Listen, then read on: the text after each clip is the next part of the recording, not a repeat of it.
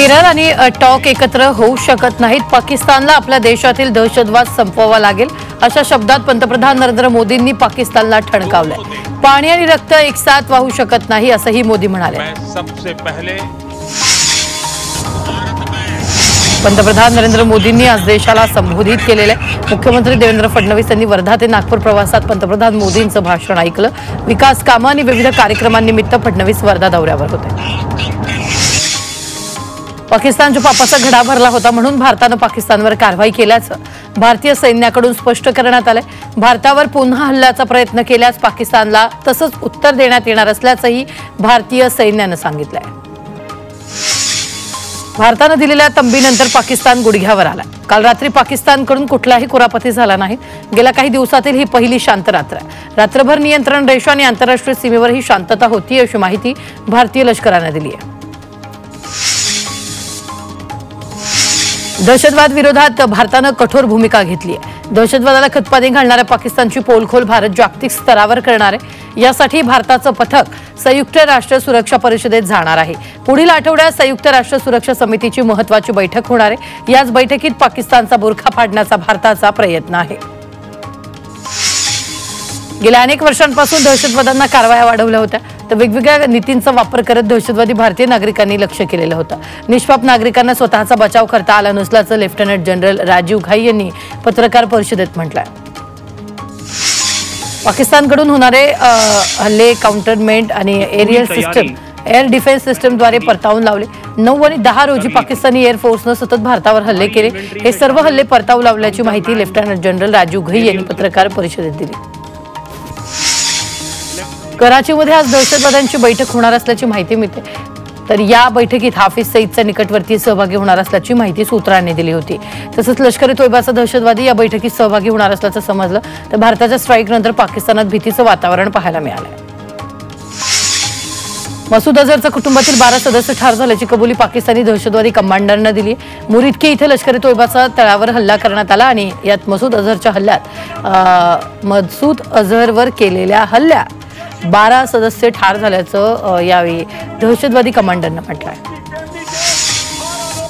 पाकिस्तानचे पंतप्रधान शहबाज शरीफ यांचं पंतप्रधानपद धोक्यात आल्याची चिन्ह दिसत आहेत। शरीफ यांनी पंतप्रधानपद सोडावं यासाठी रावळपिंडीवरून दबाव आणला जात असल्याची चर्चा आहे। भारताविरोधात युद्धासाठी जनरल मुनीर आणि त्यांचा कपू आग्रही असल्याचं समजतंय। त्यामुळे पंतप्रधान शहबाज शरीफ यांचा तख्तपालट करण्याच्या हालचाली पाकिस्तानी लष्कराकडून सुरू असल्याची माहिती सूत्रांकडून मिळते। डीजीएमओची बैठक आधी जवळपास 1.5 तास पंतप्रधान मोदींच्या निवासस्थानी बैठक पार पडली होती। या बैठकीला 3ही सैन्य दलाचे प्रमुख उपस्थित होते। तसंच संरक्षण मंत्री राजनाथ सिंग, परराष्ट्र मंत्री एस जयशंकर आणि राष्ट्रीय सुरक्षा सल्लागार अजित डोवाल या बैठकीला उपस्थित होते। याशिवाय रॉ आणि आयबीचे प्रमुखही बैठकीसाठी आलेले होते। पाकिस्तानने देशात 1.5 मिलियन सायबर हल्ले केले। पहलगाम हल्ल्यानंतर सायबर हल्ल्यात वाढ झाली आहे। बांगलादेश, पाकिस्तानमधून सायबर हल्ले होत असल्याची माहिती समोर आली आहे। पाकिस्तानला पाठिंबा देणाऱ्या तुर्कीला भारतीय व्यापाऱ्यांनी धक्का दिला। तुर्कीच्या सफरचंदावर व्यापाऱ्यांनी बहिष्कार टाकला। त्यामुळे तुर्की सफरचंद बाजारातून गायब झाली आहेत। परिणामी इराणमधून येणाऱ्या सफरचंदाचे दर वाढले। घाऊक बाजारात 10 किलो सफरचंदांमागे 200 ते 300 रुपये तर किरकोळ बाजारात प्रति किलो 20 ते 30 रुपये दरानं वाढ झाली आहे। इस्रोचे अध्यक्ष डॉ. व्ही. नारायणन यांचं मोठं वक्तव्य समोर आले। देशाच्या सुरक्षेसाठी 10 उपग्रह असल्याचं नारायणन यांनी म्हटलेलं आहे। पाकिस्तानच्या नापाक कारवायांवर या 10 उपग्रहांच्या माध्यमातून वॉच ठेवण्यात येतोय असं इस्रोचे अध्यक्ष डॉ. व्ही. नारायणन यांनी म्हटलेलं आहे। भारत पाकिस्तान सीमेवर तैनात असलेले बीएसएफ जवान पीके साहू गेल्या 20 दिवसांपासून पाकिस्तानच्या ताब्यात असल्याची माहिती समोर आली। साहू सीमेपलीकडे चुकून गेल्यानं त्यांना पाकिस्तानी सुरक्षा दलांनी ताब्यात घेतल्याची माहिती सूत्रांनी दिली आहे। भारत सरकारनं या प्रकरणी पाकिस्तानशी संपर्क साधून जवानाच्या सुटकेसाठी प्रयत्न सुरू केले। चंदीगडमधील विमानतळावरील विमानसेवा सुरू करण्यात आली। शहीद भगतसिंग आंतरराष्ट्रीय विमानतळ विमान प्रवाशांसाठी सुरू करण्यात आले। भारत पाकिस्तान तणावादरम्यान हे विमानतळ बंद करण्यात आलेलं होतं। मात्र आता शस्त्रसंधीनंतर विमानतळ नागरी उड्डाणासाठी तयार झालंय। दोन्ही देशाच्या डीजीएमओची बैठक संपली। या बैठकीत शस्त्रसंधीवर चर्चा करण्यात आली। जवळपास 20 मिनिटं चर्चा झाली आहे। भारताचे डीजीएमओ लेफ्टनंट जनरल राजीव घाई आणि मेजर जनरल काशिफ अब्दुल्ला बैठकीत सहभागी होते। जगाला युद्ध नव्हे तर बुद्धाची गरज आहे अशी प्रतिक्रिया काँग्रेस अध्यक्ष मल्लिकार्जुन खरगेंनी दिली। बुद्धांच्या शिकवणीची जगाला गरज आहे, मात्र पाकिस्तानकडून देशात अशांतता निर्माण करण्याचा प्रयत्न होत असल्याचं खरगेंनी म्हटलंय। बुद्ध की जरूरत है। काश्मीरमधील अनेक शाळा उद्या पुन्हा सुरू होणार आहेत। सीमेवरील निवडक भाग वगळता शाळा पुन्हा सुरू होतील, तर शस्त्रसंधीनंतर सीमा भागात जनजीवन पुन्हा पूर्वपदावर येत आहे। जम्मू काश्मीरच्या पूंछमध्ये पाकिस्तान केलेल्या गोळीबारात 2 नागरिकांचा मृत्यू झाला होता। या दोघांच्या कुटुंबियांची मुख्यमंत्री उमर अब्दुल्ला यांनी सांत्वनपर भेट घेतली आहे। कुटुंबियांच्या दुःखात आपण सहभागी असल्याचं उमर अब्दुल्ला यांनी म्हटलं, तर युद्ध हा कधीही पर्याय नसतो असं देखील त्यांनी म्हटलंय। भारत आणि पाकिस्तान तणावाच्या पार्श्वभूमीवर राज्य सरकारची संरक्षण दलांसोबत बैठक पार पडली। मुख्यमंत्र्यांचं निवासस्थान वर्षावर ही बैठक संपन्न झाली। या बैठकीला दोन्ही उपमुख्यमंत्री, संरक्षण दलाचे अधिकारी आणि प्रशासकीय अधिकारी उपस्थित होते। तर गुप्तचर माहितीचं आदान प्रदान, तंत्रज्ञानाचा अधिक वापर आणि काय खबरदारी घ्यावी यावर बैठकीत प्रामुख्यानं चर्चा झाली। भारत पाकिस्तान शस्त्रसंधी झाली, मात्र यावरून शिवसेना उद्धव बाळासाहेब ठाकरे पक्षानं केंद्र सरकारला सवाल केला। काय सौदा झाला असा सवाल शिवसेनेचं मुखपत्र दैनिक सामनातून करण्यात आलंय। ट्रम्प म्हणजे महात्मा गांधी, मार्टिन ल्युथर किंवा किंग किंवा मंडेला नसून ते एक व्यापारी असल्याचं अग्रलेखात म्हटलंय। भारत पाकिस्तान तणावाच्या पार्श्वभूमीवर अमेरिकेने मध्यस्थी केलेली, त्यावरून शरद पवारांनी भूमिका मांडली। शिमला करारानुसार काश्मीर प्रश्नावर तिसरा देश बोलू शकत नाही असं शरद पवार म्हणाले। शिमला करार भुत्तो आणि इंदिरा गांधी यांच्यात झाला होता असंही शरद पवार यांनी म्हटलेलं आहे। भाजप उद्या देशभरात तिरंगा यात्रा काढणार आहे। ऑपरेशन सिंदूरच्या यशाबाबत तिरंगा यात्रा काढली जाईल, तर भारतानं पाकिस्तानला धडा शिकवणाऱ्या भारतीय जवानांचा या यात्रेतून सन्मान केला। विबंधित मॉकड्रिलचं आयोजन करण्यात आलं। जिल्हाधिकारी तथा नागरी संरक्षण दलाचे नियंत्रक अधिकारी यांच्या मार्गदर्शनाखाली मॉकड्रिल झालाय। हल्ला झाल्यानंतर नागरिकांनी बचाव कसा करायचा याचं प्रात्यक्षिक यावेळी दाखवलेलं आहे। भारत पाकिस्तान दरम्यान तणावपूर्ण वातावरणाच्या पार्श्वभूमीवर शहरात कोणत्याही प्रकारचे फटाके, रॉकेट्स उडवायला बंदी घालण्यात आली। 11 मे ते 9 जूनपर्यंत ही बंदी असेल, तर फटाक्यांच्या आवाजानं किंवा एरियल फटाक्यांमुळे अफवा पसरवू शकतात आणि घबराट निर्माण होऊ शकते, त्यामुळे ही बंदी घालण्यात आलेली आहे। भारत पाक शस्त्रसंधीनंतर शेअर बाजारात उसळी पाहायला मिळाली। आठवड्याची सुरुवात होताच पहिल्या दिवशी शेअर मार्केटमध्ये दिवसाअखेर तब्बल 2900 अंकांची उसळी झाली। विशेष म्हणजे अमेरिकेच्या टेरिफबाबतच्या धोरणाच्या पार्श्वभूमीवर शेअर बाजार गडगडला होता, मात्र आज शेअर बाजारात चांगलीच तेजी पाहायला मिळाली। पंजाबमध्ये एनआयएनं मोठी कारवाई केली आहे। खलिस्तानी दहशतवादी बलबीर सिंगला एनआयएनं अटक केली आहे। मोतीहारी शहरात एनआयएनं छापा टाकून ही कारवाई केली आहे, तर बलबीर सिंगवर 10 लाखांचं बक्षीस ठेवण्यात आलं होतं।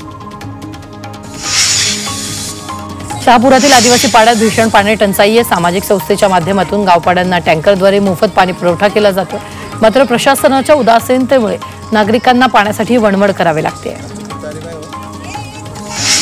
ठाण्यातील जांभूळ जलशुद्धीकरण केंद्राची पाईपलाईन फुटली आहे, त्यामुळे कळवा, दिवा आणि मुंब्रा भागातील पाणीपुरवठा बंद करण्यात आला। या पाईपलाईनच्या दुरुस्तीचं काम सुरू करण्यात आलं असून या कामाला 15 तास लागणार आहे, त्यामुळे या परिसरात पाणी टंचाई निर्माण होणार आहे। नागरिकांनी पाण्याचा काटकसरीने वापर करावा असं आवाहन नागरिकांना करण्यात आलं।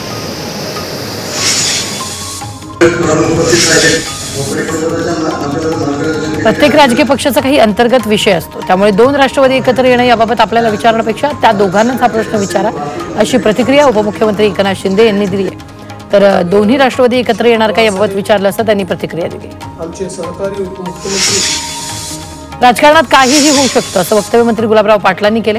शरद पवार आणि अजित पवार एकत्र येण्याच्या चर्चावर ते बोलत होते। निवडणुका आटोपल्या की लोक 10 दिवसात पक्षांतर करतात, तर यात काय विशेष आहे असंही गुलाबराव पाटील म्हणाले। लाडक्या बहिणीसाठी सामाजिक न्याय विभागाच्या निधीला कात्री लावण्यात आली होती, त्यावरून संजय शिरसाट यांनी नाराजी व्यक्त केली आहे। त्यानंतर आता कोणत्याही विभागावर अन्याय होणार नाही, कधी निधी कमी दिला असला तरी पुढे निधीची कमतरता भरून काढू असं एकनाथ शिंदेंनी म्हटलंय। अनेक जण आमच्यावर पक्ष तोडण्याचे आरोप करतात, मात्र आम्ही तोडणारे नव्हे तर जोडणारे आहोत। आम्ही मुंबईकरांना नागरी सेवेशी जोडणारे सेवेकरी असून एल्फिस्टन नतल सेतू, सागरी किनारा प्रकल्प, रे रोड, कर्णाक बंदर जोडणारे आहोत असं पालकमंत्री आशिष शेलार यांनी म्हटलंय। टीका करणाऱ्या नकारात्मक लोकांपासून मुंबईकरांनी दूर राहायला हवं असंही त्यांनी यावेळी बोलताना म्हटलंय। MMRD आदित्य ठाकरेंच्या ड्रीम प्रोजेक्टवर हातोडा चालणार आहे, कारण BKC मध्ये कोट्यावधी रुपये खर्चून उभारण्यात आलेले तब्बल 9.90 किलोमीटर लांबीचे सायकल ट्रॅक आता काढून टाकण्यात आले। तर वाहतूक कोंडी सोडवण्याच्या उद्देशाने रस्ता रुंदीकरण करता यावं यासाठी हा निर्णय घेण्यात आलेला आहे। MMRD कडून त्यासाठी तब्बल 25 कोटी रुपयांचा खर्च केला जाणार असून कंत्राटदार नेमणुकीची प्रक्रियाही सुरू केली जाणार आहे। अन्न आणि औषध प्रशासन मंत्री नरहरी झिरवाळ यांच्यावर रुग्णालयात उपचार सुरू आहेत। किडनीच्या आजाराने त्रस्त झाल्यामुळे मागील 8 दिवसांपासून मुंबईतील सेफी रुग्णालयात त्यांच्यावर उपचार सुरू आहेत। सध्या त्यांची प्रकृती स्थिर असल्याची माहिती त्यांच्या कार्यालयाकडून देण्यात आली आहे। रामायणापासून महाभारतापर्यंत षडयंत्र रचणारा शकुनी मामा कधीही जिंकला नाही, मग पलटणचा शकुनी सुद्धा जिंकणार नाही असा टोला ग्रामविकास मंत्री जयकुमार गोरेंनी माजी सभापती रामराजे नाईक निंबाळकरांवर नाव न घेता लगावला आहे। मंत्री आणि भाजपचे ज्येष्ठ नेते गिरीश महाजन यांच्या विरुद्ध 2 यूट्यूब वाहिन्यांनी प्रसिद्ध केलेल्या 6 चित्रफिती या सकृतदर्शनी बदनामकारक भासतात असं उच्च न्यायालयानं नुकतंच नमूद केलं। तसंच त्या चित्रफिती तातडीनं हटवण्याचे आदेश उच्च न्यायालयानं दिले। चित्रफितींमध्ये प्रतिवाद्यांनी महाजन यांच्याबाबत केलेलं विधान हे सकृतदर्शनी बदनामीकारक आहे, हे संभाषण प्रतिवरून स्पष्ट होत असल्याचं न्यायालयानं म्हटलेलं आहे। मुंबई विद्यापीठातील सर्व पदव्युत्तर अभ्यासक्रमाच्या प्रवेशाचं वेळापत्रक मुंबई विद्यापीठानं जाहीर केले। ऑनलाईन प्रवेश प्रक्रिया 13 मे पासून सुरू होतीये, तर 17 जूनला पहिली गुणवत्ता यादी जाहीर केली जाणार आहे। विद्यार्थ्यांना विद्यापीठाच्या संकेतस्थळावरून ऑनलाईन अर्ज करता येतील, तर नोंदणी ते अर्ज सादर करण्याची प्रक्रिया समजून घेण्यासाठी संकेतस्थळांवर व्हिडिओची लिंक देखील देण्यात आली आहे। देशातील 12 सरकारी बँकांनी आर्थिक वर्ष 2024 आणि 25 मध्ये विक्रमी 1.79 लाख कोटी रुपयांचा निव्वळ नफा कमावला। कमी झालेला एनपीए आणि व्यवहारांमध्ये झालेली वाढ यामुळे बँकांना नफा कमवता आला। मागील वर्षीच्या तुलनेत यात 27% वाढ झाली। स्टेट बँक ऑफ इंडियाला सर्वाधिक 70.901 कोटी रुपयांचा नफा झालेला आहे। बीकेसीतील अंतर्गत रस्त्याच्या केवळ पूर्व किंवा पश्चिम उपनगरात जाण्यासाठी वापर करणाऱ्या वाहनांना लवकरच वाहतूक कोंडी शुल्काचा भुर्दंड बसणार आहे। वाहतूक कोंडी कमी करण्यासाठी गर्दीच्या वेळी या भागात युरोप आणि सिंगापूरच्या धर्तीवर हे शुल्क लागू करण्याच्या हालचाली MMRDAनं सुरू केल्या आहेत। या धोरणानुसार 50 मिनिटांहून कमी कालावधीसाठी बीकेसीत येणाऱ्या प्रत्येक वाहनाला शुल्क भरावं लागणार आहे, असं सूत्रांनी सांगितलंय। बांद्रा कुर्ला संकुलात रस्ता रुंदीकरणासाठी एकेरी वाहतूक व्यवस्था निर्माण करण्याचा निर्णय MMRDAनं घेतला। शिवपूल बंद असल्यामुळे बहुतांश वाहतूक बीकेसी परिसरात वळवण्यात आली आहे। बीकेसी मार्ग हे प्रामुख्यानं लहान वाहनांसाठी अनुकूल असल्यानं सध्या ट्रक तसंच अवजड वाहन आणि मालवाहतूक वाहनांना प्रवास या मार्गावरून होतोय, त्यामुळे मोठ्या प्रमाणात होणारी वाहतूक कोंडी सोडवण्यासाठी MMRDAनं पुढाकार घेतला। मुंबईत पावसाळ्याच्या तोंडावर नालेसफाईच्या कामांना वेग आलाय। त्यातच पावसाच्या पाण्याचा निचरा करण्यासाठी महानगरपालिकेतर्फे यंदा 417 उंदनचून पंपाची व्यवस्था करण्यात येणार आहे। ही व्यवस्था सक्षम करण्यावर महापालिकेनं भर दिलेला आहे। उत्तर मुंबईतील झोपडपट्टी पुनर्वसनाला गती मिळाली असून रखडलेल्या प्रकल्पांची यादी तयार करून त्यांना मार्गी लावण्याचं काम वेगानं सुरू आहे। केंद्रीय वाणिज्य आणि उद्योग मंत्री आणि उत्तर मुंबईचे खासदार पियुष गोयल यांनी उत्तर मुंबईला झोपडपट्टी मुक्त करून उत्तम मुंबई घडवायची ही भूमिका घेत ठोस पावलं उचलण्यास सुरुवात केली आहे। मुंबईतील रुग्णालये आणि शाळांमधील 1 लाख गरजूंना दररोज मोफत जेवण मिळणार आहे। मुंबईतील महापालिका रुग्णालय, राज्य शासनाचे जेजी रुग्णालय तसंच टाटा कॅन्सर रुग्णालयात देशभरातून हजारो रुग्ण उपचारासाठी येत असतात। रुग्णांबरोबर येणारे नातेवाईक महापालिका शाळांमधील 1 लाख गरजू लोकांना दररोज मोफत जेवण देण्याचा संकल्प अक्षय चैतन्य या संस्थेने केला। मुंबई पोर्ट ट्रस्टनं या उपक्रमासाठी 30,000 चौरस फूट भूखंड मंजूर केला आहे। बिबट्याच्या हल्ल्यात एका शेतकऱ्याच्या ससे पालन युनिटमधील 60 ससे मारले गेले। ससे ठेवलेल्या युनिटमध्ये बिबट्यानं शिरून सस्यांची शिकार केली आहे, त्यामुळे शेतकऱ्यांचं मोठं नुकसान झालंय। राज्यात आठवडाभर वळीवाच्या पावसाची शक्यता हवामान विभागानं वर्तवलेली। परिणामी विदर्भात वाऱ्याचा वेग वाढेल, त्यामुळे खबरदारी घेण्याचं आवाहन वन विभागानं केलंय। तर दरम्यान या कालावधीत संपूर्ण राज्यात हलक्या ते मध्यम पावसाचा अंदाज व्यक्त करण्यात आलाय। आठवडाभर राज्यावर हवेच्या कमी दाबाचं क्षेत्र राहील आणि या कालावधीत वातावरणातील आर्द्रतेचं प्रमाण वाढल्यानं कमाल किमान तापमानात घट होईल। कचरा वाहून नेणाऱ्या हिरव्या रंगाच्या गाड्यांच्या जागी आता नव्या रंगसंगतीच्या कचरा गाड्या काही महिन्यात रस्त्यावर दिसतील। तर मुंबई महापालिकेनं कचऱ्याच्या गाड्यांसंदर्भात नवीन कंत्राट देण्याचं ठरवलेलं आहे। कर्जत चौक मार्गावर रविवारी रात्रीच्या सुमारास अपघात घडलाय। 2 गाड्या एकमेकांना जोरदार धडकल्यानं एक गाडीनं जागीच पेट घेतलाय। सुदैवाने अपघातात कोणतीही जीवितहानी झाली नाही। कल्याणच्या बिर्ला शाळेची सहल इंडोनेशियामधील बाली इथं गेली होती। यावेळी शाळेतील शिक्षिका श्वेता पाठक यांचा रिव्हर राफ्टिंग दरम्यान बोट उलटल्यानं मृत्यू झाला। श्वेता यांचा मृतदेह बालीच्या रुग्णालयात ठेवण्यात आलाय। दरम्यान त्यांच्या नातेवाईकांनी परदेश मंत्रालयाला मृतदेह भारतात आणण्यासाठी मदतीचं आवाहन केलेलं आहे। उल्हासनगरच्या भक्तिपीठ रस्त्यावर एका तरुणावर क्षुल्लक वादातून कोयत्यानं जीवघेणा हल्ला झालाय। या हल्ल्यात रोहित हिरे तरुण गंभीर जखमी झालाय। त्याच्यावर शासकीय रुग्णालयात उपचार सुरू आहेत। दरम्यान या प्रकरणी पोलिसांनी आरोपींविरोधात गुन्हा दाखल करत अधिक तपास सुरू आहे।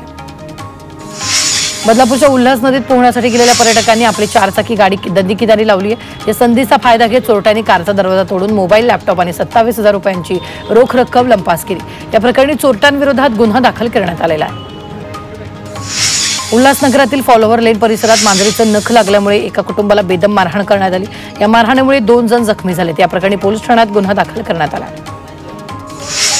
नवी मुंबईच्या उरणमधील बीपीसीएल कंपनीच्या परिसरात संशयास्पदरित्या ड्रोन उडताना आढळून आलेत। यामुळे या कंपनीने तात्काळ याबाबतची माहिती पोलिसांना दिली। त्यानुसार पोलिसांसह इतर प्रशासकीय यंत्रणा या संशयास्पद ड्रोनचा शोध घेत आहेत।